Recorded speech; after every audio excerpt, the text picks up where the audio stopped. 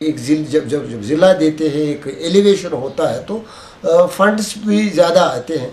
उस वक्त गलत इंतखाब हुआ जगहों का, जिस वजह से ये सभी प्रोजेक्ट रुके पड़े हैं। अस्पताल में सबों को मालूम है, नुसू में पहले बनाने की कोशिश की, वहाँ 3 करोड़ ज़ाया हो गए, मुकम्मल नहीं हो पा रहा है। ये उनकी कमज़ोरी है नुमाइंदगी की।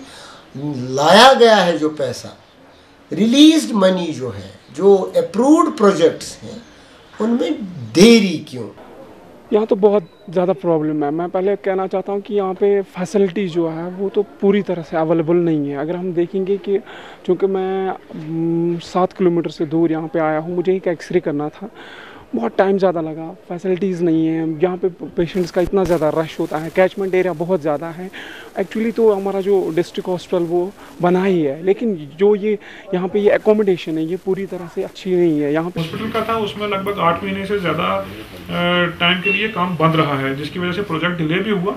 इसमें जुलाई लास्ट वीक में हमने एक मीटिंग करके डिपार्टमेंट से पूछा था इसके रीज़न। Unfortunately health department